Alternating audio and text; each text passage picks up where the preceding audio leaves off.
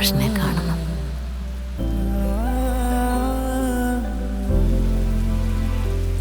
വീടിനുള്ളിലും എൻ്റെ എഴുത്തിന് കൂട്ടായി എന്നും പ്രകൃതി ഉണ്ടാവണം.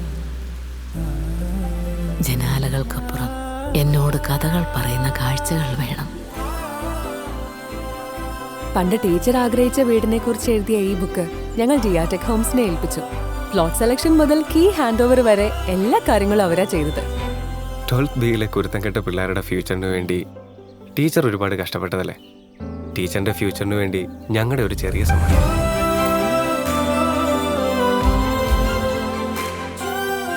Giatek Homes Private Limited, Trivandrum, an archway to future.